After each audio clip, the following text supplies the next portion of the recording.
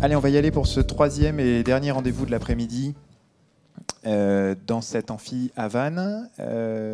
Ici même, juste avant de conclure, il y aura ce soir la remise des e-Marketing Awards, ici même. Ce troisième temps de l'après-midi, on va le passer donc avec Christophe Maret, directeur marketing Europe de l'Ouest et Europe du Sud chez Adobe. Vous avez fait le choix de nous faire une présentation qui pète. Marketeur, prenez le pouvoir. Axé sur les représentations qu'on a des bonnes stratégies marketing et la réalité pour que ça marche.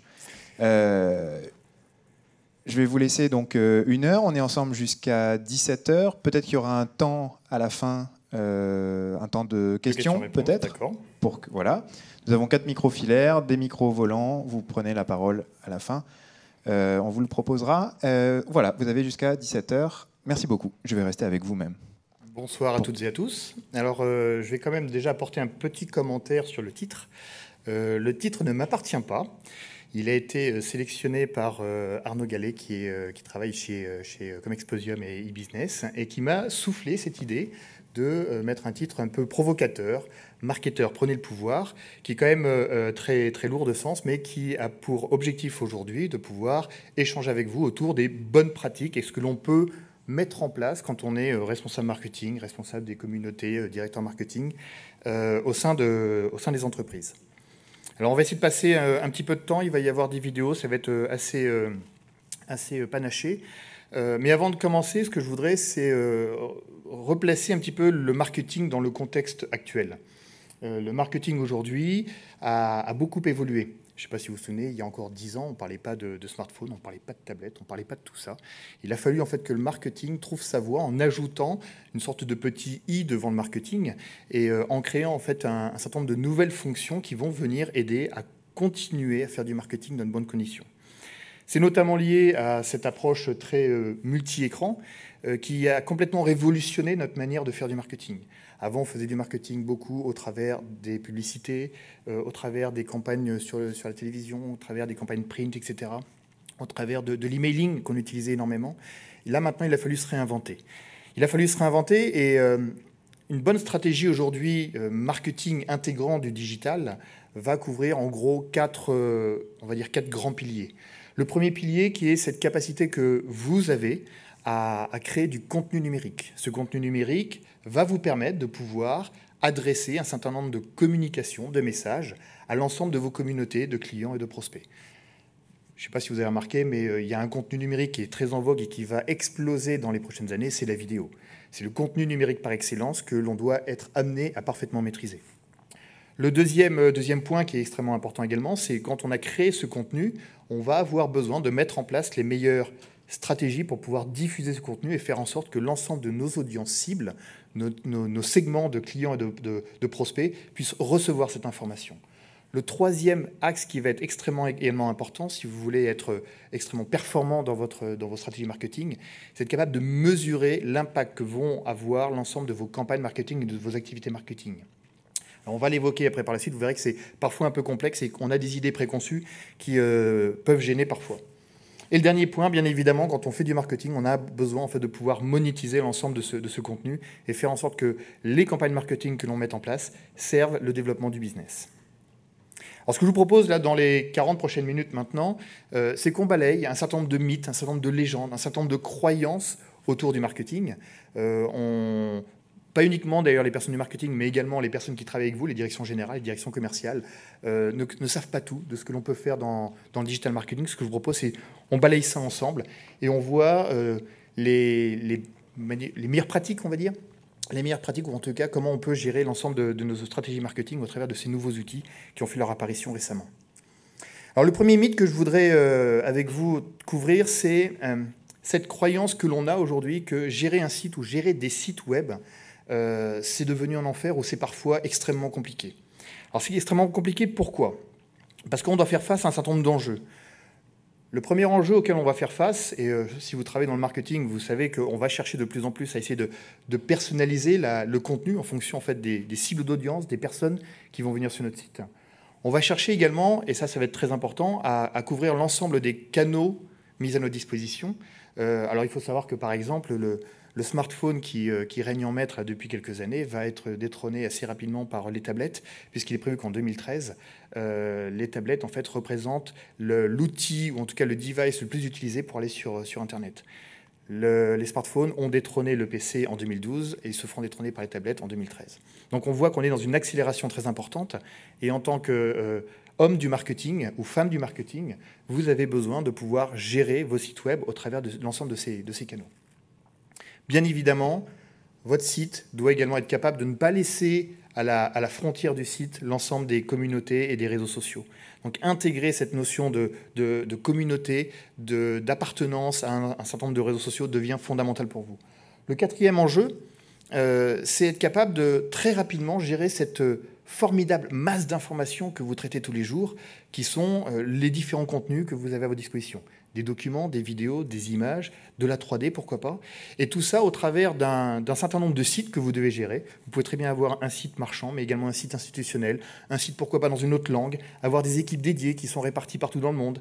Et ça, c'est un véritable enjeu qu'il va falloir absolument relever.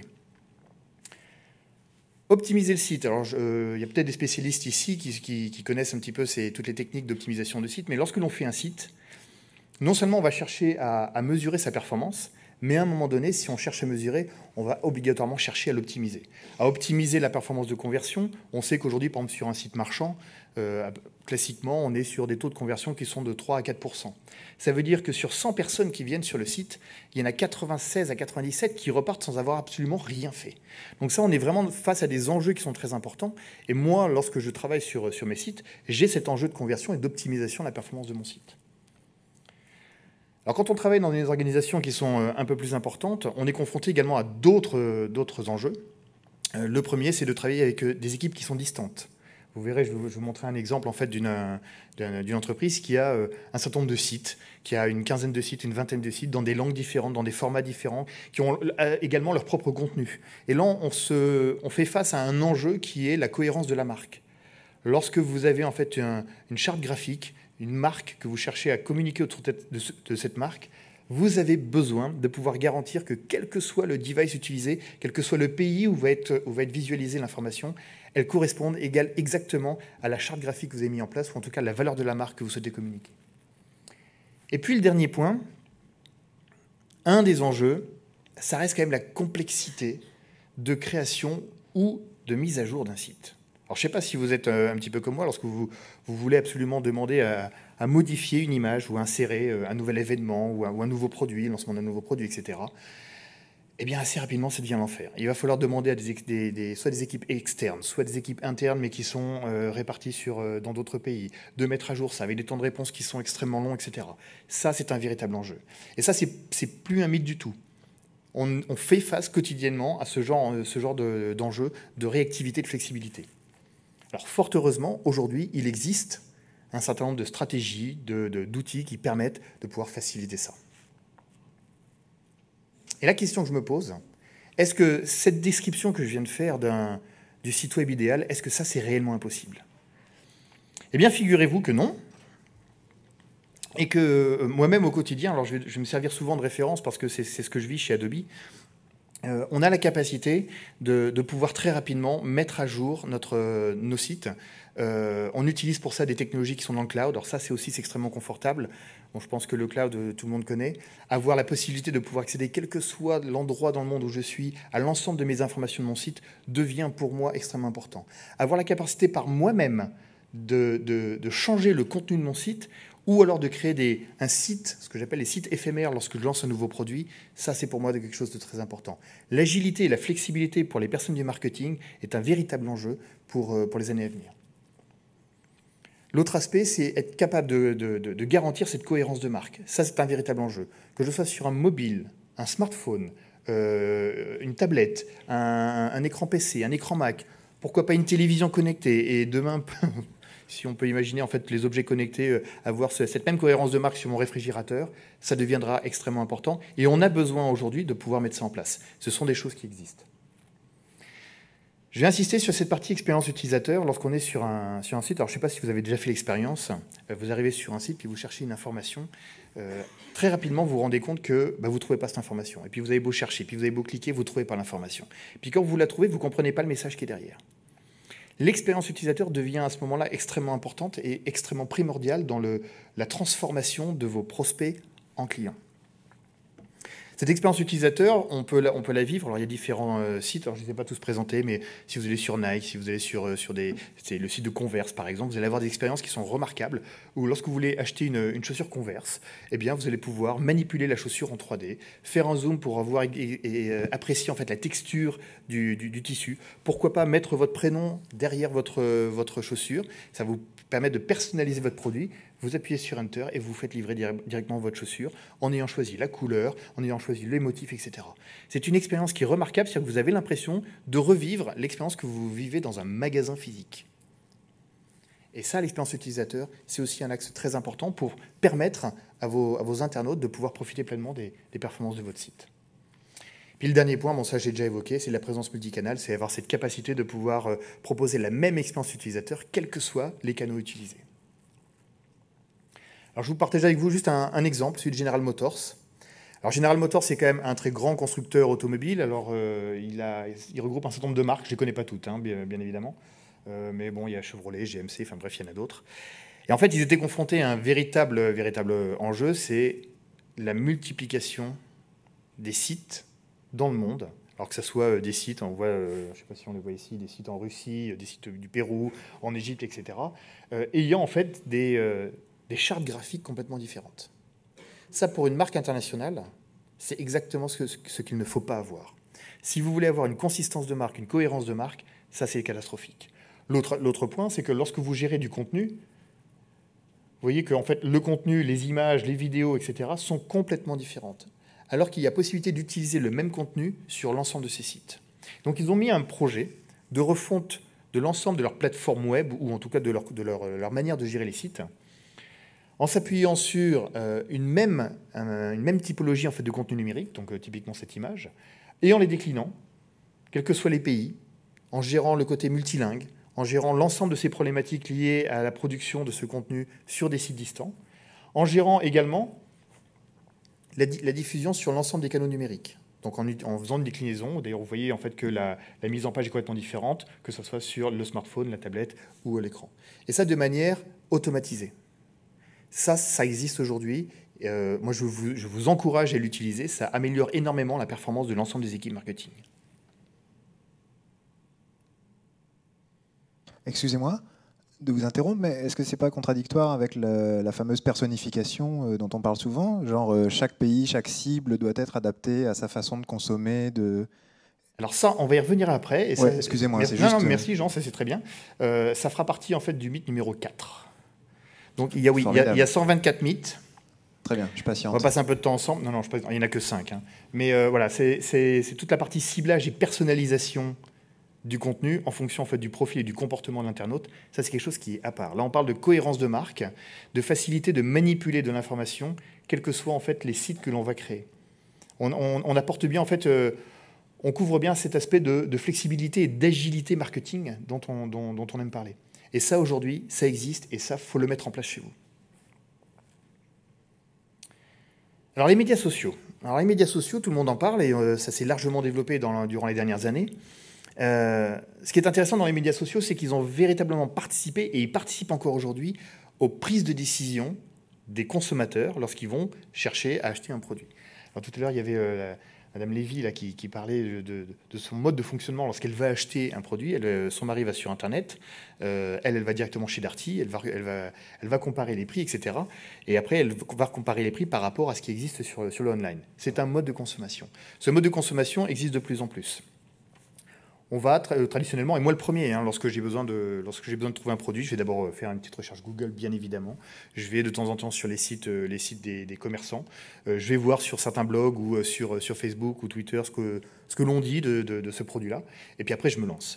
Donc on est bien en fait sur un circuit de décision qui a largement évolué par rapport à il y a uniquement par exemple 10 ans. Alors ce qui est intéressant, je vais partager avec vous quelques chiffres, alors on ne va pas tous les lire, mais on se rend compte qu'aujourd'hui, les réseaux sociaux ont un véritable impact sur l'acte d'achat. Et pour une entreprise, pour vous comme pour moi, ce qui est important à un moment donné, ce n'est pas tant de savoir où et comment, enfin on va dire où achète l'internaute ou le client final, mais à partir de quel moment et comment il a pris sa décision et il a validé son acte d'achat. C'est presque l'enjeu le plus important. Et comprendre que les réseaux sociaux aujourd'hui sont un facteur prépondérant dans l'acte d'achat, c'est déjà réussir à appréhender à comment gérer les réseaux sociaux et comment les intégrer dans nos stratégies numériques. Alors voici quelques chiffres. Ce qui est surtout très important, c'est de comprendre que les réseaux sociaux aujourd'hui, eh bien, il y a une nouvelle dimension. Il y a ce côté bouche à oreille social. On fait face aujourd'hui à des consommateurs qui sont... Mais parfois, ils connaissent même mieux les produits que vous. Et quand vous allez en fait chez Carrefour, chez Darty ou dans des magasins physiques, vous avez en fait en face de vous des spécialistes. Les gars, ils vous apprennent en fait qu'il y a des fonctionnalités, vous ne saviez même pas que ça existait dans vos produits. Donc on est vraiment face à cet engouement des médias sociaux, avec néanmoins toujours cette idée que les médias sociaux, on a beaucoup de difficultés à comprendre ou à évaluer l'impact que ça peut avoir sur notre business. Alors, je ne sais pas si certains d'entre vous maîtrisent parfaitement le circuit des réseaux sociaux et l'influence que ça peut avoir, ou en tout cas la mesure de performance sur votre business, mais je peux vous garantir qu'il y en a beaucoup, et ce que je voudrais, c'est qu'on passe une petite vidéo. Alors, il manque le son. Alors, je ne sais pas comment... Merci. Go ahead and say that stupid thing you said to me earlier. Oh, measuring ROI on social media is a myth. Yep, that's it. Maybe you can measure ROI on social media. I think you can measure ROI on social media. You can definitely measure ROI on social media. Huh. Donc voilà. I might call the cops. Phil. Really? Phil. C'est efficace le management chez Adobe. Hein. Ça marche très très bien. Alors, bon, je vais quand même passer à la suite. Non, ce qui est intéressant, c'est on a fait cette petite vidéo, mais c'est surtout pour montrer que les croyants sont encore la vie dure.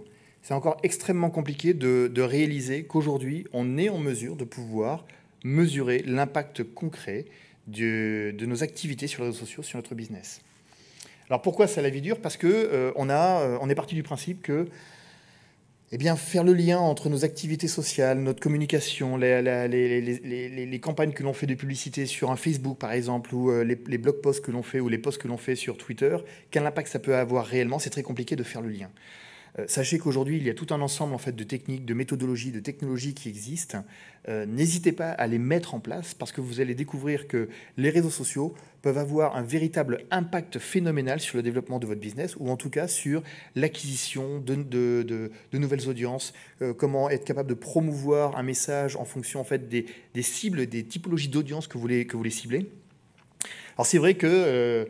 jusqu'à présent, lorsque je discutais avec mes pairs ou lorsque je discute avec des clients, ils sont tous là, on a vraiment beaucoup de mal à mesurer cet impact-là. Alors je voudrais quand même vous donner un exemple.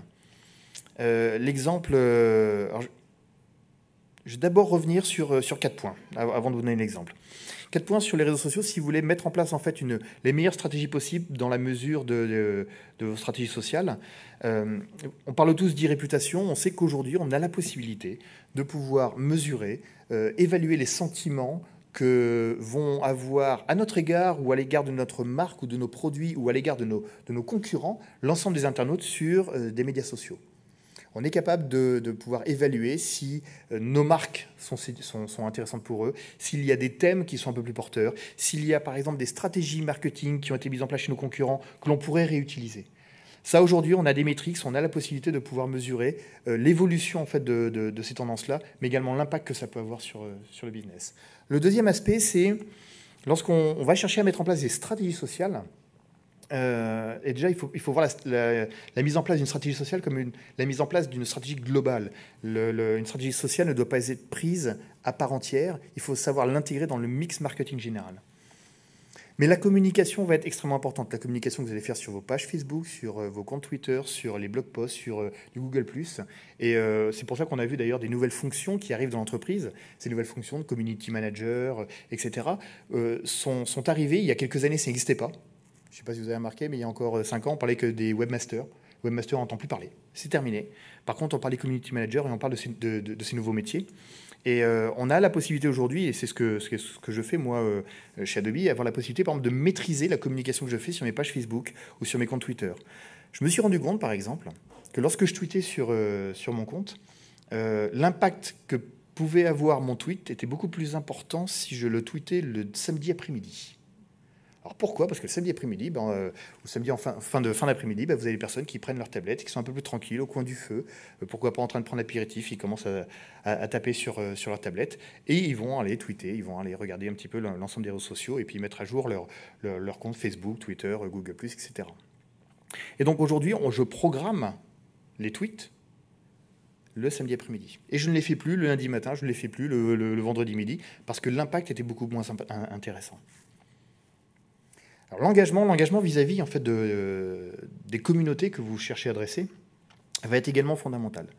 L'engagement, comment ça va se mesurer ? On verra après, j'ai un exemple à vous proposer, comment ça va se mesurer et comment ça peut se mettre en place. Ça peut se mettre en place au travers de différents moyens. Ça peut être des jeux concours, ça peut être des campagnes publicitaires, ça peut être des animations que vous allez réaliser sur des sites ou des pages qui peuvent être éphémères. Lorsque vous lancez un nouveau produit, lorsque vous allez lancer une nouvelle campagne, il faut être capable de pouvoir mettre en place des choses qui vont intéresser les gens. Et donc je vais vite rebondir d'ailleurs sur l'exemple suivant, c'est l'exemple d'Expedia, qui est quand même extrêmement remarquable dans le niveau d'engagement qu'ils ont pu avoir avec leurs fans.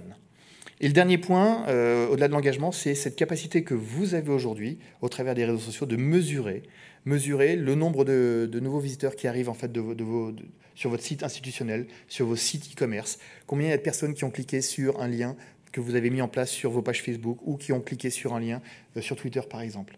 Est-ce que vous savez, je pense que bon nombre le savent, mais est-ce que vous savez que lorsque vous allez poster, par exemple, un lien sur Twitter, que ce lien a été retweeté par une personne, puis retweeté par une personne, puis retweeté encore par une personne, si à un moment donné, vous avez une personne qui clique, après 25 retweets, qui clique sur le lien et qui arrive sur votre compte, vous êtes capable de remonter l'ensemble de la chaîne.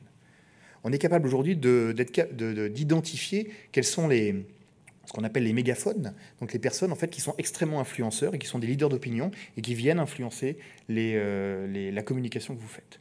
Donc ça, ce sont des outils qui existent aujourd'hui, ce sont des technologies qui existent et qui vous permettent en fait, de mieux appréhender au sein de votre entreprise la mise en place de ces stratégies sociales. Et le cas d'Expedia est assez intéressant parce que Expedia avait un objectif. Comment utiliser les réseaux sociaux pour faire l'acquisition d'une communauté, une nouvelle communauté d'1 million de personnes. 1 million de personnes qui puissent être intéressées aux offres d'Expedia. Et ils ont mis en place un jeu concours. Alors, je ne sais pas si certains d'entre vous ont vu ce jeu.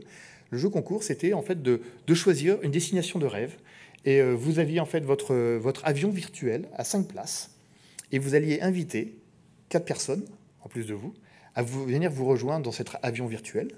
Et après, il y avait un tirage au sort. Et s'il y a un avion qui avait été choisi, en fait, les 5 personnes partaient ensemble vers cette destination de rêve. En l'espace de 6 semaines, ils ont eu plus d'1 million de nouvelles personnes qui étaient venues jouer à leur jeu concours. Dans d'autres médias, c'est extrêmement compliqué. En tout cas, avec d'autres moyens, c'est extrêmement compliqué d'obtenir ce même résultat. Dès lors que vous êtes capable de proposer quelque chose qui intéresse une audience, qui intéresse la communauté que vous ciblez, vous avez la possibilité de pouvoir les accueillir au sein d'une même communauté, qui est la communauté des gens qui aiment bien voyager, par exemple.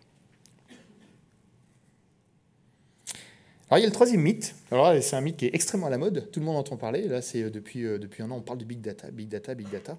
Alors, il y a les big data pour les informaticiens, les big data pour les mathématiciens, les big data pour les marketeurs que nous sommes. Donc ça, je vais plutôt travailler sur les big data pour les marketeurs. Un des points les plus importants, c'est qu'aujourd'hui, les données que vous pouvez... alors, on va dire, vous avez accès à un certain nombre de canaux numériques, canaux physiques. Alors on parle en fait de social, on parle de web, on parle du mobile, on parle du print, canal de télévision, mais également les magasins physiques. Vous avez également toutes vos campagnes display que vous pouvez faire. Et en fait, vous avez à chaque fois des internautes, des clients, des consommateurs physiques ou online qui vont venir en fait interagir avec votre entreprise au travers en fait de ces différents canaux. Votre enjeu, comme le mien, c'est de pouvoir être capable de savoir ce qui se passe sur ces canaux. Donc de pouvoir collecter cette information, l'agréger et être en mesure par la suite de pouvoir faire des analyses, de comprendre qui fait quoi, à quel moment, sur quel mobile. Lorsque j'ai un client qui vient dans mon magasin ou quand il appelle mon call center, qu'est-ce qu'il a fait avant, etc., etc. Comprendre en fait ce qu'on appelle le parcours client. Ça se fait pas facilement. Et les enjeux aujourd'hui que l'on a, et moi, ce que je voudrais avoir, c'est avoir la capacité de collecter très facilement cette information, donc qui est déstructurée. Hein. Le web, c'est typiquement de l'information qui est déstructurée. Et être capable de faire le lien avec de l'information qui est un peu plus structurée, qui se trouve dans mon entreprise, qui est l'information qui est intégrée dans ce qu'on appelle les ERP, le CRM, donc tous les systèmes qui permettent de gérer les données clients. Et d'être capable de faire le lien entre une personne qui est venue sur mon site, ou qui a utilisé son mobile pour venir sur mon site, et puis la personne qui a un jour commandé dans mon magasin. Et être capable de faire le rapprochement et de me dire, tiens, cette personne qui vient sur mon site régulièrement, eh bien, finalement, est allée acheter dans mon magasin, ce qui va me permettre de pouvoir évaluer l'impact de mon site mobile sur l'achat en magasin. Cette collecte d'informations est extrêmement importante pour vous, pour avoir une vision, on va dire 360 degrés, de vos performances marketing. Le deuxième aspect, c'est bien évidemment le côté de temps réel, puisque lorsque vous allez avoir accès à cette information, il faut que très rapidement, vous puissiez prendre des décisions. Vous allez avoir accès à des tableaux de bord. Ça serait l'idéal d'avoir accès à des tableaux de bord qui vont vous permettre en fait de collecter cette information, de pouvoir vous les présenter dans un mode le plus efficace possible. Et si vous n'avez pas en temps réel, les décisions que vous allez prendre risquent d'être des décisions qui auront tardé à arriver. L'autre donnée intéressante, c'est moi ce que je cherche absolument à avoir, c'est avoir des données qui m'aident. Mesurer tout un tas de choses, c'est vachement bien. On peut mesurer tout un tas de choses, mais à un moment donné, il faut être capable de prendre des décisions suite à la mesure. Donc on a besoin d'avoir des tableaux de bord qui vont nous aider à prendre des décisions, mais surtout on a besoin d'avoir des technologies qui vont nous aider à faire ce qu'on appelle du prédictif. Je l'aborderai par la suite. Le côté prédictif, c'est être capable de se dire, que se passe-t-il si ? Que se passe-t-il si j'investis plus dans le display ? Que se passe-t-il si j'investis ce montant dans l'achat de mots-clés ? Que se passe-t-il si je vais directement mettre de la publicité sur la télévision et relier ça sur une campagne display web, etc. Ça, c'est ce qu'on appelle les modèles prédictifs. Je l'évoquerai par la suite. Et le dernier aspect, c'est être capable de pouvoir mesurer quel est le canal le plus performant au niveau en fait, de mes canaux physiques et de mes canaux online. Est-ce que j'ai un canal qui va avoir un peu plus d'influence sur la performance de mes stratégies marketing ? Le troisième aspect, bien évidemment, et ça, Jean, vous l'avez évoqué tout à l'heure, c'est avoir cette compréhension du consommateur. Est-ce que j'ai des consommateurs qui viennent plutôt commander tranquillement le vendredi après-midi ou le vendredi soir quand ils sont chez eux, un petit verre de whisky à la main, puis ils vont aller sur leur tablette et puis ils vont, ou autre chose, à consommer avec modération bien évidemment, mais ils vont pouvoir commander tranquillement, ils vont aller sur eBay, ils vont aller sur Amazon, ils vont aller sur les sites marchands, Pixmania, etc. Savoir que ces gens-là commandent plutôt le vendredi, ça va forcément avoir un impact sur les campagnes de display que moi je vais mettre en place. Donc j'ai besoin de comprendre le comportement, le profil des personnes qui commandent. Est-ce que ceux qui commandent le mercredi après-midi, c'est plutôt des étudiants ? Est-ce que ceux qui commandent le vendredi soir, c'est plutôt des CSP+? Ça va forcément impacter le mode de communication et le type de produit que je vais pousser à ces moments-là. Bien évidemment, en tant que marketeur, on a des obligations de résultat. On a des obligations parce qu'on va demander des budgets supplémentaires. On va aller demander des moyens supplémentaires pour pouvoir développer nos audiences, pour pouvoir développer notre réputation, notre renommée, etc. Et là, la direction générale, de plus en plus, nous demande de pouvoir être capable de justifier un impact sur le business. Donc on a besoin d'être aligné. On a besoin d'être aligné avec notre direction générale, notre direction commerciale. Donc on a besoin d'avoir des moyens de mesure qui nous permettent de justifier que, effectivement, ce qu'on a mis en place nous permet d'être aligné avec les objectifs proposés par la direction générale. Le dernier point est un point assez important. C'est lorsqu'on va faire des mesures, lorsqu'on vient mesurer la performance en fait, avec toutes ces données que l'on va collecter, il devient fondamental à un moment donné de pouvoir se dire, est-ce que j'ai bien tout pris en considération ? Est-ce que je n'ai pas pris en considération qu'une partie des données auxquelles j'ai accès ? Être capable de pouvoir collecter de l'information qui vienne d'une troisième type de partie ou d'un niveau N+1 va devenir extrêmement important. On a besoin d'avoir une vision la plus exhaustive possible de ces données. Ça, la question que je me pose parfois, c'est est-ce que c'est possible ? Ça serait l'idéal. Alors effectivement, si je vous énonce en fait l'ensemble de ces sujets, c'est que c'est possible aujourd'hui. Alors c'est possible pourquoi ? Parce qu'il existe aujourd'hui des outils de mesure. Alors on parle de Web Analytics. Je pense que vous en avez tous entendu parler. Il y a des produits gratuits, des produits payants qui vont vous permettre de pouvoir collecter ces informations.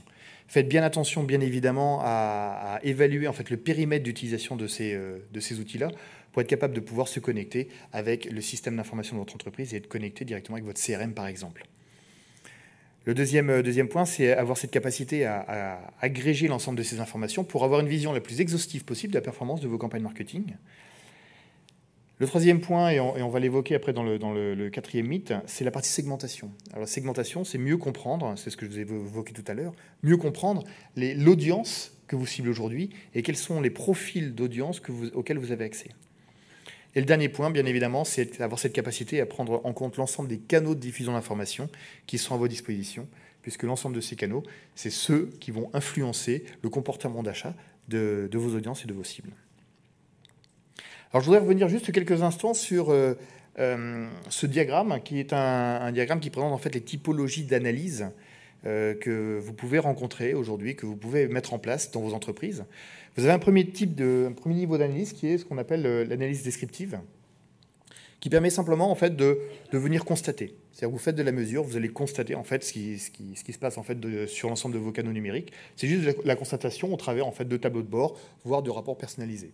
Vous avez un deuxième niveau, qui est le niveau en fait diagnostic, qui va vous permettre également de pouvoir apporter un peu plus d'informations. Ça peut être par exemple quel est le niveau de conversion au niveau de vos sites. Apporter une information qui est un peu plus aboutie sur les analyses que vous allez réaliser. Je passe rapidement sur le diagnostic avancé, qui est ni plus ni moins qu'une évolution en fait de la partie diagnostic, qui est notamment comment être capable de faire de l'attribution de performance sur l'ensemble des canaux marketing que j'ai à ma disposition. Ce quatrième point est particulièrement intéressant, puisqu'en fait, cette notion de prédictif va permettre aux entreprises de pouvoir anticiper les investissements que vous allez être amenés à réaliser sur l'ensemble des canaux marketing.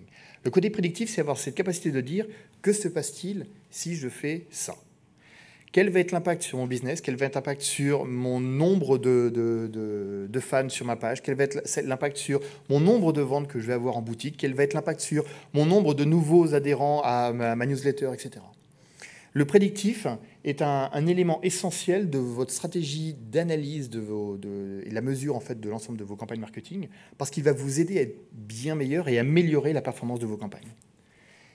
Ça, c'est l'étape nécessaire qui va arriver avant le prescriptif, puisque le prescriptif va vous permettre en fait de proposer des solutions en face de problèmes que vous avez identifiés. Le prescriptif va vous proposer, par exemple, des améliorations de l'optimisation de campagne marketing en fonction des stratégies que vous avez mises en place. Donc là, on a 4 niveaux d'analyse.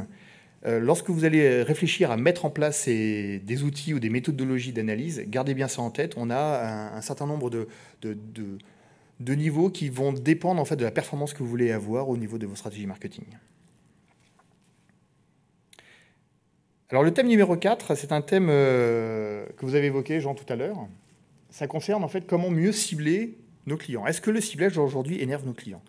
Est-ce que le fait de recevoir une communication, je pense que vous avez tous vécu ça, vous allez sur un site, vous faites une petite recherche, puis après vous allez sur un autre site, puis vous vous rendez compte que vous avez des bannières qui apparaissent, qui correspondent exactement en fait, au produit que vous avez cherché quelques heures auparavant ou quelques jours auparavant.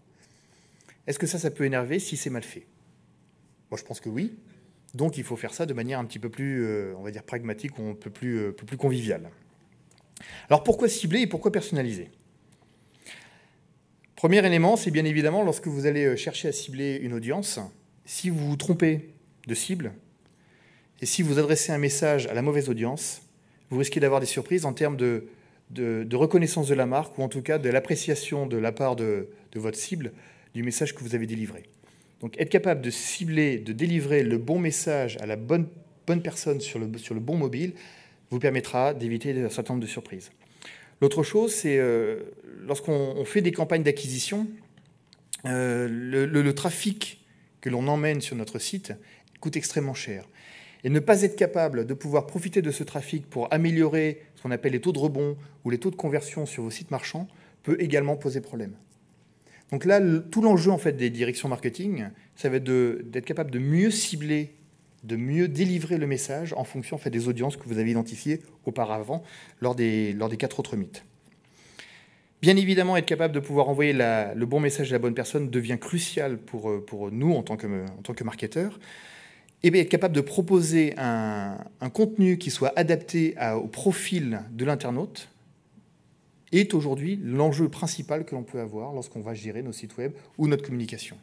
Et là, je vous invite tous à réfléchir au type d'audience que vous voulez cibler, en fonction des produits que vous voulez proposer, en fonction des messages que vous avez à votre disposition et des contenus que vous avez à votre disposition, pour éviter justement ce genre d'erreur.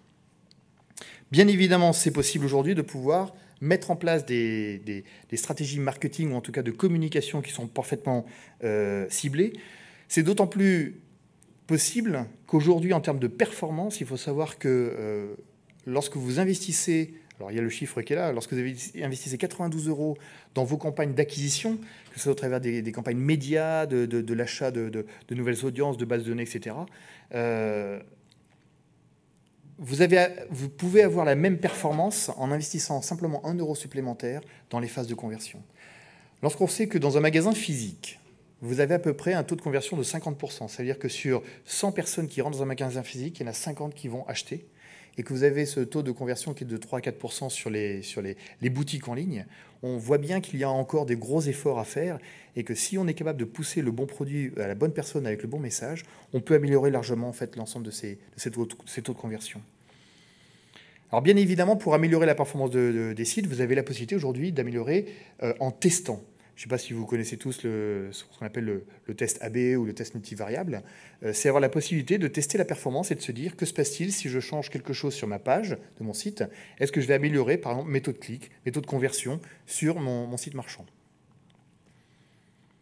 Le deuxième aspect, c'est bien évidemment être capable, lorsque vous avez un internaute qui arrive sur votre site, de pouvoir reconnaître qui est-ce. Qui est cette personne? Est-ce que c'est un homme? Est-ce que c'est une femme? En fonction de son historique, est-ce que c'est un client? Est-ce que c'est une personne qui est plutôt adepte de l'achat de chaussures ou est-ce que c'est plutôt une personne qui préfère acheter des DVD? Avoir cette capacité à collecter cette information et à l'analyser pour pouvoir la restituer va vous permettre d'améliorer la performance des sites. Une fois que vous avez bien évidemment reconnu la personne, vous poussez l'information qui va être adaptée à ce type de personnage et donc vous allez pouvoir personnaliser la relation et pousser éventuellement jusqu'à la recommandation, à savoir lorsque vous avez une personne qui arrive sur un site, être capable de lui dire « Vous avez acheté ça, vous aimez tel type de produit, voici d'autres produits qui sont complémentaires à ce que vous achetez ou à ce que vous aimez. » On est bien là dans une phase d'amélioration de la performance de l'ensemble des sites. Ça, c'est quelque chose, il y a des techniques qui existent, il y a des technologies qui existent. C'est relativement simple de mettre en place ce genre de stratégie dès lors que l'on a mis en amont bien évidemment, les outils en fait, de capture de l'information, de collecte des données, pour pouvoir mieux reconnaître et connaître en fait, les personnes qui viennent. Alors ça, je vous donnerai un exemple, l'exemple d'Adobe. Je suis quand même bien placé pour en parler. Donc je vais vous en parler. On a, pendant ces dernières années, largement refondu notre site Internet. On l'a fait par étapes. Au départ, on a juste en fait changé un petit peu le design, puis après on s'est vite rendu compte qu'on avait besoin de pouvoir adapter et pousser du contenu en fonction des cibles, en fonction des audiences qui venaient nous voir, et puis on a cherché à améliorer la performance page après page. Alors là, on a quelques exemples de scénarios que nous avons mis en place pour le lancement de la nouvelle version d'un produit. On a mis en place un certain nombre de scénarios pour savoir si on devait pousser le prix d'abord, est-ce qu'on devait pousser plutôt le nom de la marque, est-ce qu'on devait pousser les key features, enfin les fonctionnalités clés qu'on venait d'implémenter dans ce produit. Et en fait, on est arrivé assez rapidement à un certain nombre de constatations et donc de choix possibles en nous disant, ben voilà, ça c'est la page. Alors, on ne l'a pas décrit ici, mais ça, c'est la page en fait, qui intéresse, qui marche le mieux, celle qui a le plus grand nombre de taux de clics, celle qui a généré le plus de ventes par derrière. C'est-à-dire qu'on est capable en fait, de mesurer jusqu'au nombre de ventes qui ont été faites sur le store d'Adobe. Et on se rend compte qu'on a par exemple notre taux de clic qui a été multiplié par 2. On a des chiffres d'affaires qui ont largement progressé. Et en l'espace simplement de 2 ans, on est quand même passé sur le store, ce qu'on appelle le store chez Adobe, de 275 millions de dollars de chiffre d'affaires réalisé à plus de 400 millions de dollars. Adobe, aujourd'hui, génère 400 millions de dollars directement, uniquement sur le store.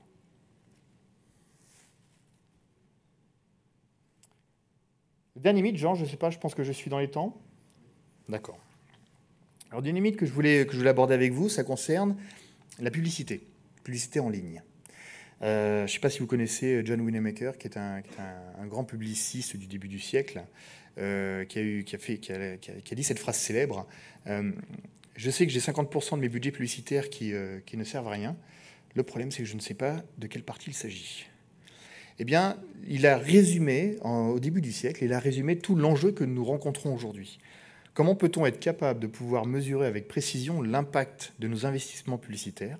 Et comment on peut être sûr que, par exemple, il vaut mieux faire des bannières, il vaut mieux faire des displays, que de l'achat de mots-clés, que de l'achat d'espace sur un certain nombre de sites différents. Alors, je voudrais revenir juste sur... alors, je suis désolé pour les polices de caractère, mais il y a des transformations qui se sont mal placées en régie. Lorsqu'on regarde aujourd'hui sur l'offre publicitaire, on sait qu'on peut estimer à peu près à 85 milliards de dollars le montant des investissements en ligne dans le monde, à peu près. Donc ce sont des investissements qui se développent extrêmement largement, extrêmement rapidement. On est sur des croissances de 7 à 15% selon les pays, bien au-delà en fait des investissements publicitaires à la télévision, bien au-delà des investissements publicitaires sur le print. Donc le online a vraiment le vent en poupe. Deuxième aspect, c'est largement d'ailleurs porté par le développement de la publicité au travers des vidéos. Aujourd'hui, on assiste à une croissance de plus de 40% sur toute la partie advertising au travers de la vidéo. Donc c'est un marché qui est en pleine croissance. C'est largement porté aujourd'hui par ces nouveaux contenus, ces contenus nouvelle génération qui vont permettre aux entreprises de pouvoir proposer des expériences nouvelles à l'ensemble de leurs clients et des internautes. Bien évidemment, ça va passer par des offreurs, par des moteurs de recherche. On pense à Google, bien évidemment, qui phagocyte à peu près 80-90% des recettes publicitaires sur la partie des mots-clés, sur les recherches et les mots-clés. Mais ça permet surtout en fait, de proposer aux entreprises des nouveaux moyens d'amélioration de la performance.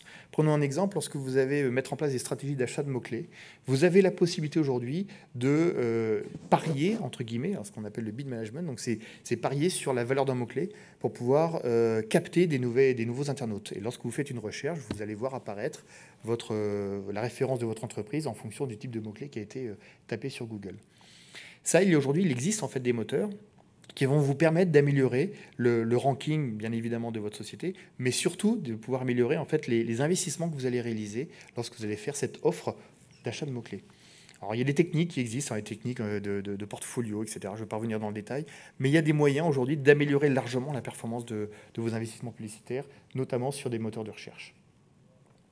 L'autre aspect, bien évidemment, lorsqu'on va faire de la publicité, on va chercher à essayer d'identifier quels sont les meilleurs vecteurs publicitaires pour pouvoir améliorer la performance. Alors, on peut identifier un certain nombre de publicités différentes, que ce soit le search, que ce soit le display, que ce soit les publicités sur Facebook, que ce soit également en fait, les campagnes publicitaires, les bannières sur les newsletters, etc.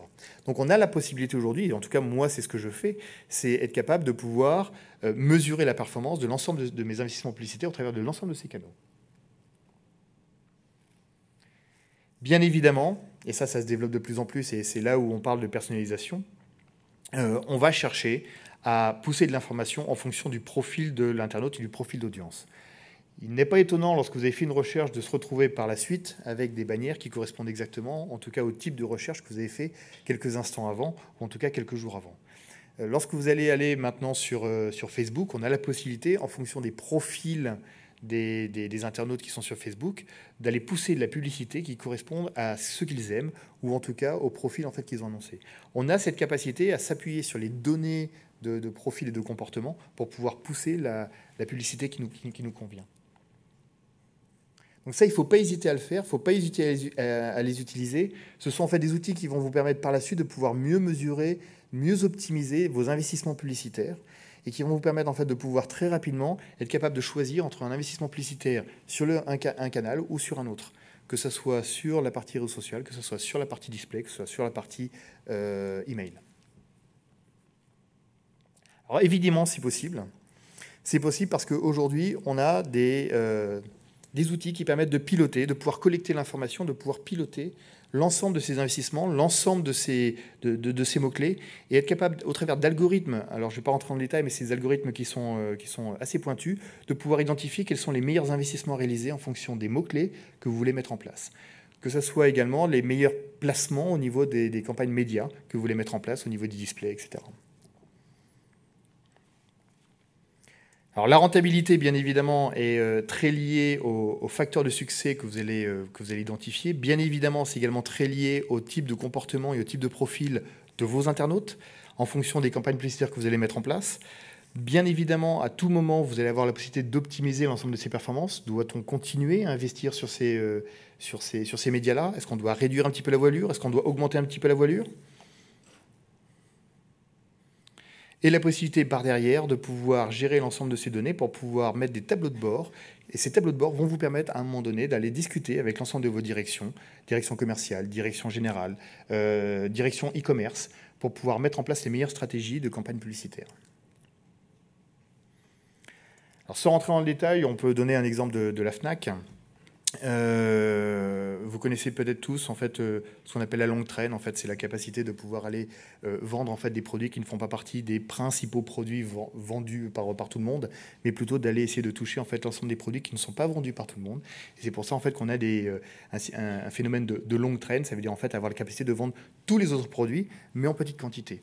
Avoir cette capacité de pouvoir analyser et identifier les mots-clés qui vont correspondre à cette stratégie de longue traîne a permis justement à la Fnac de pouvoir en fait développer son chiffre d'affaires. Alors je ne vais pas trop rentrer en détail, mais je pense que c'est quand même très intéressant de voir qu'au travers en fait, des investissements publicitaires, en adaptant les investissements publicitaires en fonction des stratégies commerciales qui sont mises en place par les entreprises, on arrive à ne pas perdre de l'argent et à justement améliorer les performances de ces investissements.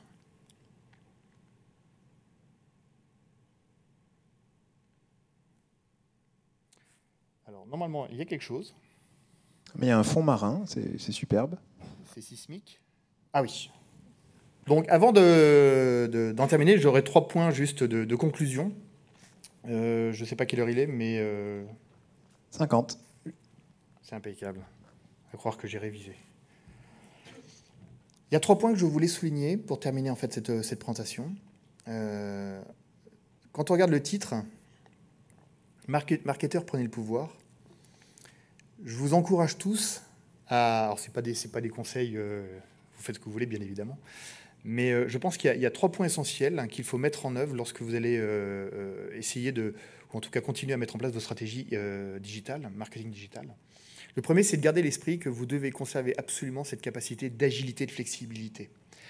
Agilité pour pouvoir être le plus réactif possible. Agilité pour pouvoir réagir au quart de tour, parce qu'on sait quand on est dans un monde tel que le nôtre aujourd'hui, on a besoin d'être extrêmement réactif, de pouvoir être capable de changer du contenu, changer le message, changer pourquoi pas notre fusil d'épaule, changer nos investissements publicitaires.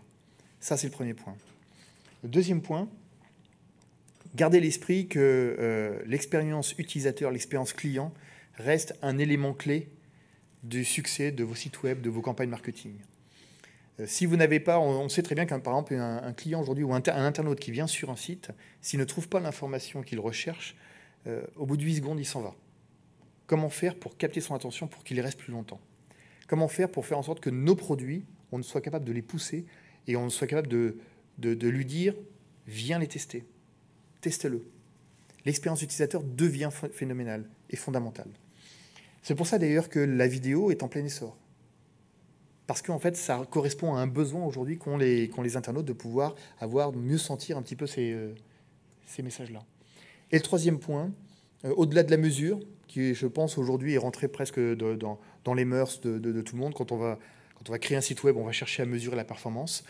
Mais ça ne suffit pas, il faut aller plus loin que simplement mesurer la performance de votre site. Il va falloir d'abord commencer à l'optimiser, mais surtout à être capable d'estimer ce qui peut se passer si vous faites quelque chose de différent, si vous touchez un levier qui est un peu différent sur votre site. La prédictibilité, à mon sens, va devenir extrêmement cruciale en 2013 et bon nombre d'entreprises vont chercher à améliorer la performance de leur stratégie marketing en mettant en place ces outils de prédictibilité. Voilà, 3 points, agilité, expérience client, utilisateur et prédictibilité. Je vais juste terminer par cette petite vidéo, si on peut mettre le son. Hello, Steve. Thanks for coming. My name is John. Any questions before we start? Good. How does your company currently measure results in digital marketing? Well, we look at the bigger picture and try to see what kind of ripple effect we go for the key influencers who are... At the end of the day, we want to create a halo effect around our brand recognition. We try to fine-tune engagements to get working on getting a real 360-degree view of the customer to Cross-segment synergies. Likes? closed-loop marketing. Sir, Classification of our brand. SEO? Click-through rates? Just make it go viral.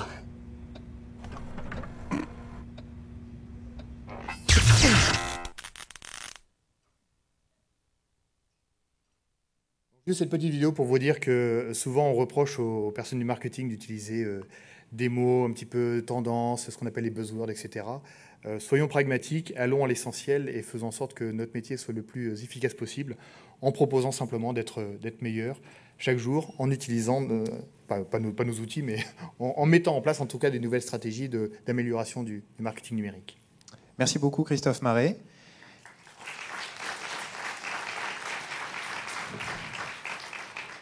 Est-ce que la petite chaise électrique, vous l'avez amenée là pour le salon? Parce que... Elle est là. Voilà. Si on peut faire le on test. va la sortir.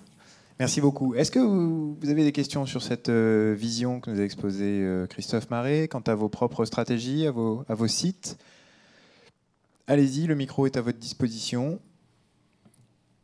Quoi qu'il en soit, Christophe Maret, vous avez la chance de conclure cette journée dans cette salle. Est-ce que vous restez à disposition de ceux qui auraient des questions à vous poser? Bien évidemment. De façon plus personnelle, peut-être. Bien évidemment. Voilà, ok, merci beaucoup.